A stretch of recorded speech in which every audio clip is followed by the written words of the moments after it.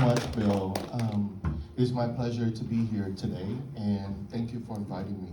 So today, Bill asked me to talk about resiliency and recovery from failures. So that's what I'm going to talk about. So just to give you a bit about my education, and that's part of what I'm going to talk about is I went to college here at San Jose State, and recently I just completed my teaching credential. It's a certificate in teaching for dental educator at Harvard Dental School, and I just finished it. I enjoy school. School actually relaxes me.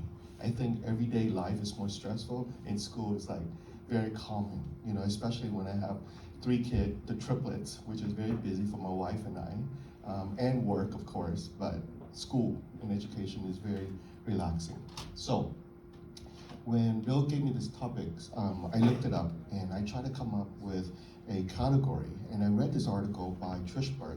It was published at the Harvard Business Publishing Education, and it talks about the category of called flex, and it helps you how to overcome your failures. So the first thing she talks about was failure does happen, and how do we learn to lean in, and how do we elect a positive response to it, and then being transparent about your failures so you can learn to overcome that.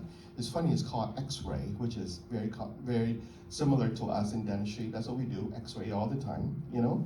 So, and it all started in Boston, where I attended dental school at Boston University, which is a great city, and I hope some of the students here will plan to go to school somewhere in Boston. But what I learned in failure is this. It does happen.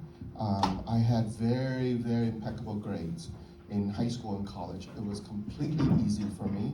And granted, maybe I went to school on the east side, and I went to college at San Jose State. It wasn't difficult at all. So I took things for granted, and I had an ego because it was so easy until I got to Boston University and of course USC. That's when my study became much more challenging. Why? You are competing now with kids that came from Berkeley, UCLA, and Princeton, and all these big schools, Johns Hopkins. And then that's when you are competing not just within yourself, but you're competing within the class where they have an averaging grade. So the curve is always much higher. Now, move forward to the end of my 4th year dental school. We were required to take this board exam for licensure. You can get a Doctor of Dental Medicine degree, but your degree doesn't mean anything until you pass the licensure exam so that you can practice. Now, it was a 3-day exam. 1 day was a 4 hours written exam. 2 days we work on real patients. Now, when I took this exam, part 1, which was the written, I received a score of 74%. We all think that's passing, right? No. That's failing. 75 is passing. Part 2 and 3, I received 100%. And then part 4, which was on a deep cleaning on a patient, I received 94%.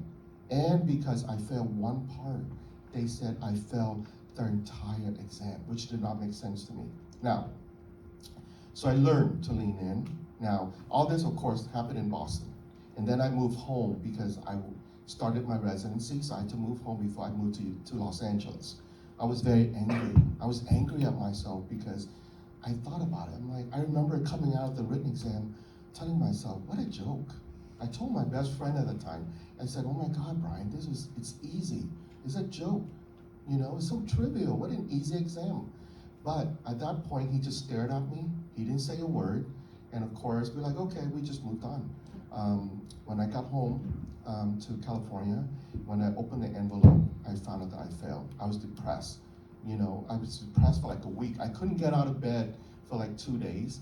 And you know, of course, being 26 years old, and if you never fail at anything, it's very difficult to deal with. But I learned to lean into my feeling, to express my emotion. Luckily, I was living at home. I think having your family is the best thing. If something happened, your family can always be there. I mean, even though if I was in Boston, my friend would still be there for me.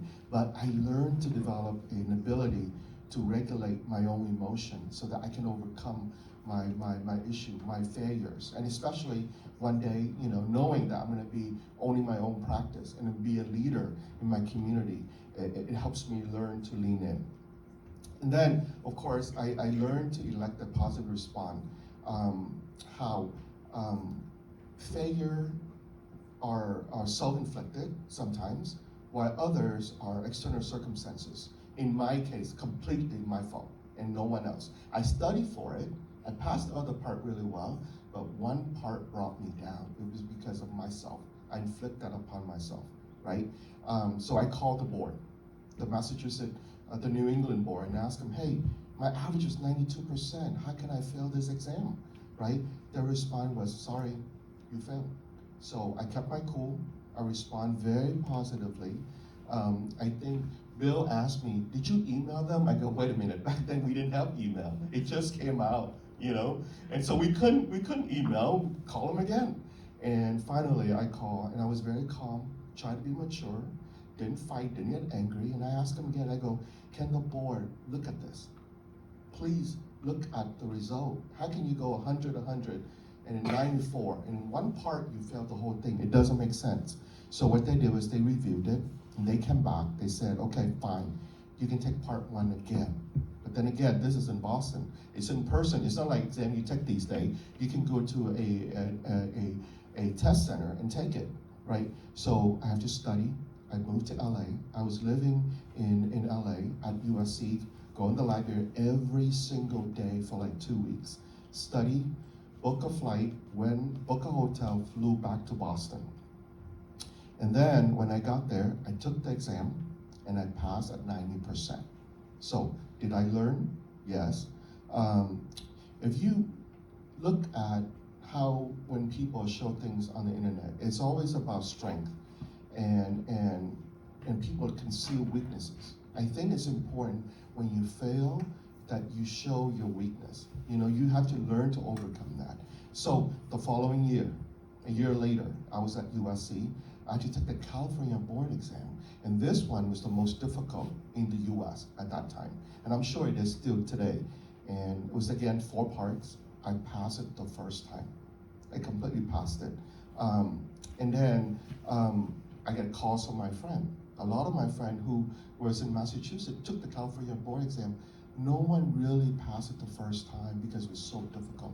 But I learned from my lesson, from failure, to make sure that doesn't happen again. So I think it's important that we learn, we need to talk about our failures and show our weakness. And we need to learn to at least look at these categories, the flex plan, right? Failure does happen. We need to learn and we need to expect and try to overcome it. And of course, be very transparent about our failure in order to overcome it. And I think for student, I think it's very critical that, it's gonna happen. Sometimes learning it, failing early, learning, overcoming when you're younger is a lot better when you're older, because that's what happened in life. Nothing is perfect. Nothing is perfect in life. And I hope some of this will carry on with our student, and it happens for me. And after that, trust me, I never do what I did again. And from then on, going to school all these years, and recently doing a MBA in healthcare, which I just graduated last year, I make sure that everything was perfect because things could happen. And with that, I thank you, all of you, for listening to me. And I think